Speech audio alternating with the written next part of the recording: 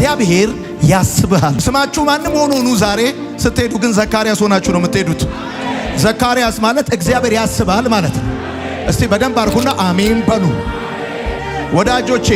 የዚህ ዘመን የብዙ ሰዎች ጥያቄ እግዚአብሔር ረስቶኛል የሚል እንደሆነ አስባለሁ። እንባዬ አልታበሰም፣ መከራዬ አልቀነሰም፣ እንደውም ጩኸቴ እየጨመረ ነው እየሄደ ያለው። እግዚአብሔርን እያገለገልኩት እየተከተልኩት እያመንኩት፣ ነገር ግን በብዙ ተግዳሮት ውስጥ ነው እያለፍኩ ያለሁት። እግዚአብሔር እንደረሳኝ ይሰማኛል የሚል ሐሳብ ያላችሁ ሰዎች በዚህም በማርሴል ቴሌቪዥን ልትኖሩ ትችላላችሁ። ይሄ በእጄ ይዤ የምትመለከቱት መጽሐፍ እግዚአብሔር ሰው የረሳበት መጽሐፍ ሳይሆን እግዚአብሔር ሰው ያሰበበት መጽሐፍ ነው። ሰው የተረሳበት መጽሐፍ አይደለም። ሰው የሞተበት መጽሐፍ አይደለም። የሞተ የተነሳበት፣ የተረሳ የታሰበበት፣ የተበላሸ የተስተካከለበት። ወዳጆቼ ከዘፍጥረት እስከ ዮሐንስ ራእይ ብታነቡ እግዚአብሔርን እየፈሩ የተረሱ ሰዎች አታገኙም። ቢዘገይም እግዚአብሔር መጥቶ እንባቸውን ያበሰላቸው፣ መከራቸውን ያስረሳቸው፣ ታሪካቸውን የቀየረላቸው ብዙ ሰዎች ታገኛላችሁ።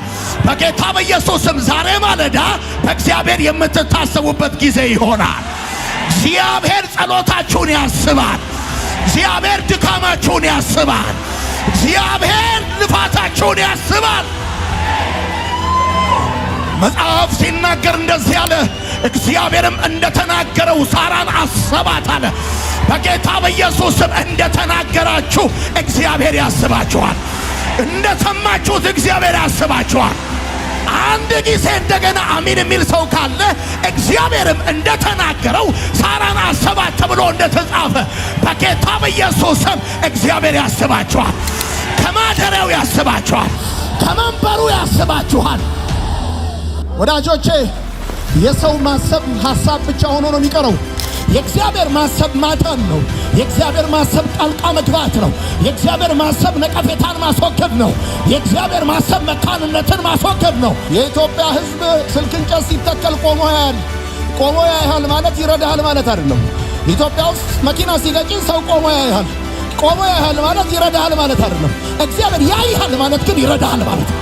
እግዚአብሔር ያያል ማለት ያነሳሃል ማለት ነው። በጌታ በኢየሱስም ዘንድሮ እግዚአብሔር ያስባችኋል።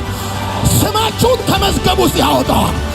መርዶክዮስን ባለቀ ሰዓት እንዳሰበው አዋጅ እንደገለበጠለት ልክ እንደዛ በጌታ በኢየሱስም ከተረሳችሁበት ቦታ ትታሰባላችሁ። 2 ዓመት አይደለም 10 15 25 ዓመት ያስቆጠረ ጥያቄያችሁ ማንም ቢያስባችሁ፣ ነገስታት ቢያስቧችሁ፣ ጓደኛ ቢያስባችሁ የማይመለስ እንቆቅልሽና ጥያቄያችሁ እግዚአብሔር ሲያስባችሁ ግን ስለሚመለስ በእግዚአብሔር መታሰብ የዘመን ቋጠሮን፣ የዘመን እንቆቅልሽን፣ የዘመን ችግርን ይፈታል። ስለዚህ ያልኳችሁ ያለሁት እንደዚህ እግዚአብሔር ያስብሃል ብዬ ስል የዘመናት ጥያቄ ይመለሳል እያልኩ ነው። በእግዚአብሔር መታሰብ አድራሻ ይቀይራል። በእግዚአብሔር መታሰብ መታወቂያህን ይቀይረዋል። በእግዚአብሔር መታሰብ ታሪክህን ይቀይረዋል። በእግዚአብሔር መታሰብ ከዜሮ ወደ ሂሮ እንድትመጣ ያደርጋል። ታሪክህን ይቀይረዋል። ኢየሱስ ጌታ ነው። በእግዚአብሔር መታሰብ ብቻ ነው አድራሻ የሚቀይረው። ኖኅን አሰበው። መርከቢቷ ፈጽማ ተዘግታለች። ውሃው ጨምሯል። እግዚአብሔር አሰበው 120 ዓመት እንጨት ይቀጠቅጥ የነበረ አምኖኝ እኔን ሰምቶ አቅሙን፣ ጉልበቱን፣ ኢኮኖሚው የሰጠ እዚህ ውስጥ ፕሮግራም ያለበት ሰው አለ እና ከገባ በኋላ ተዘግቶ እንደተዘጋ በታይቀርም ሰውየው በፕሮግራም ነው የገባው፣ በፕሮግራም ነው የሚወጣው።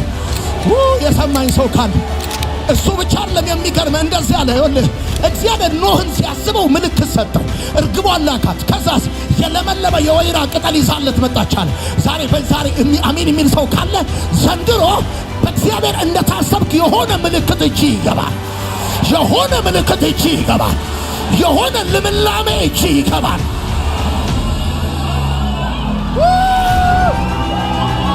በጌታ በኢየሱስም እንደገና ልባርካችሁ። አንተ ኖርማል እንዳትሆን ነግሬሃለሁ። እንደገና ልባርካችሁ ነው። በእግዚአብሔር እንደታሰባችሁ ምልክት ይሆን ዘንድ ልምላሜ እጃችሁ ይገባል። ልምላሜ እጃችሁ ይገባል። ለምለም ነገር እጃችሁ ይገባል። በእግዚአብሔር ፊት 1000 ዓመት እንዳሁን አሁን እንግዲህ ለሰው ዓመታት ሲቆጠሩ መርሳት ሕጋዊነት ነው። ለእግዚአብሔር ግን ዓመታት ሲቆጠሩ ማስታወስ ነው ሕጋዊነት። እግዚአብሔር ዓመት ሲቆጠር ሰውን ያስባል እንጂ ሰውን አይረሳም። ሰው ነው ሰውን ዓመት ሲጨምር የሚረሳው። እንደ መረሳት ያለ የሚያም ነገር የለም ብራዘር፣ ነግሬሃለሁ። እንደ መረሳት ያለ የሚያም ነገር እንደሌለ ሲገባ ነው እንደ መታሰብ ያለ ክብር ነገር እንደሌለ የሚገባ። እግዚአብሔር ያስባል ብዬ ስል ከዚህ ሁሉ ሚሊዮን ሕዝብ መካከል ቁመት ረጅም ስለሆነ አይደለም፣ እሱ ቸር ስለሆነ ነው። እግዚአብሔር ኖህን በመርከብ ከእርሱ ጋር የነበረውን አራዊቱን ሁሉ እንስሳውን ሁሉ አሰበ።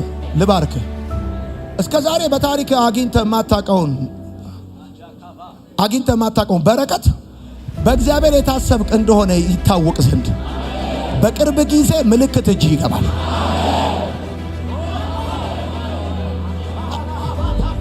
ልጅ ያልወለዳችሁ ከዚህ በኋላ በጌታ በኢየሱስም በእግዚአብሔር መንፈሳዊ ትንቢት እናገራለሁ፣ ምልክትን ታያላችሁ። ኢየሱስ በረከት እጃችሁ ይገባል። የሥራ በረከት እጃችሁ ይገባል። ይህ ዓመት በእግዚአብሔር የምትታሰብበት ዓመት ነው። አሜን በል። ድገምና አሜን በል። ልባርክ ነው እንደተቀመጣችሁ። አንተ በልብህ እንዳሰብከው አይደለም፣ እግዚአብሔር እንዳሰበልህ ዘንድሮ በረከት ወደ ቤት ይገባል። እቺን ቢሰጠኝ እንዳልከው አይደለም፣ እቺን ቢያደርግልኝ እንዳልከው አይደለም። አምላኬ እንደ ባለጠግነቱ መጠን በክብር በክርስቶስ ኢየሱስ በበረከት ያስብሃል። ዛሬ እዚህ የቆምኩት አልተረሳችሁም ልላችሁ ነው። አልተረሳችሁም ልላችሁ ነው። እዚህ የቆምኩት የመጣሁት እንዳልተረሳችሁ ልነግራችሁ ነው። እግዚአብሔር እጁን ወደ እናንተ እንደሚዘረጋ በጥቂት ቀን ጊዜ ውስጥ ንጉሥ ለሚወደው እንዲደረግለታል። የነገሥታት በትር ይዘረጋለታል። አዋጅ በአዋጅ ይገለበጥለታል። ሰረገላ ይዘጋጅለታል። ሞገስ ይደረብለታል። ካባ ይደረብለታል። የሆነ ስልክ ይደወልልሃል። ይሄን ሥራ አንተ ብትሠራው ብዬ አስቤ ነው ይሉሃል። የሆነ ስልክ ይደወልልሃል። እግዚአብሔር ያዘጋጀልህ ምርኮ አለ ይሉሃል። የሆነ ስልክ ይደወልልሃል።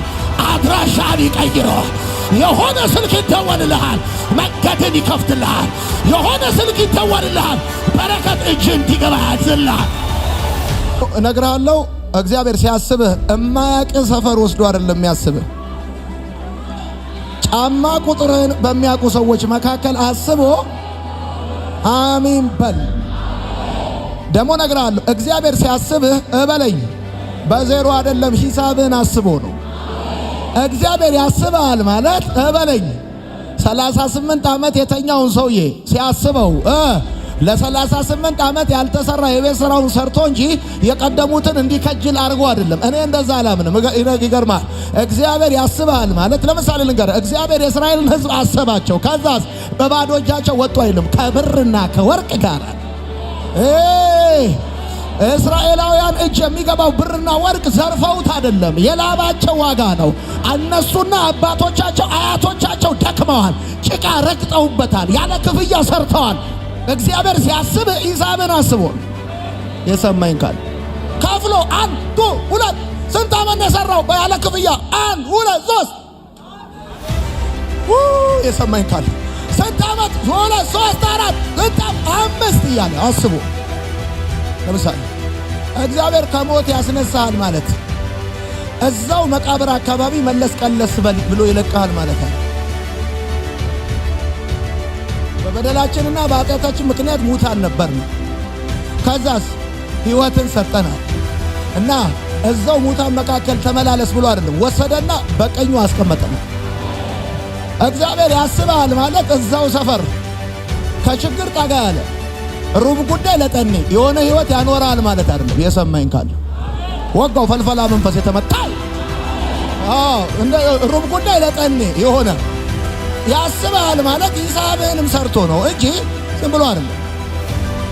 እና አሁን ማየው ነገር አለ። ምን አትልም? ደሞዝ ደርሷል። መስሪያ ቤት እንዲህ የሚል ድምፅ ይሰማኛል። አውቀዋለሁ፣ ደሞዝ ወጥቷል ነው የሚባለው።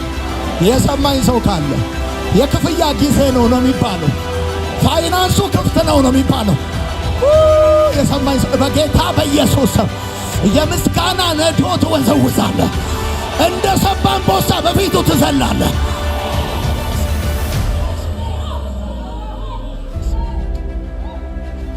ስልካችሁን አውጡ ዛሬ በጌታ በኢየሱስ። በቪአይፒ ኢምፖርታንት በሆኑ ጥሪዎች በጌታ በኢየሱስ ወጣው። ከሸለቤ ዝም ብሎ የሆነ ገለባ የሆነ ነገር ዘጋው በጌታ በኢየሱስ፣ በጌታ በኢየሱስ፣ በጌታ በኢየሱስ፣ በጌታ በኢየሱስ። አሜን በል በደንብ አርክና አሜን በል።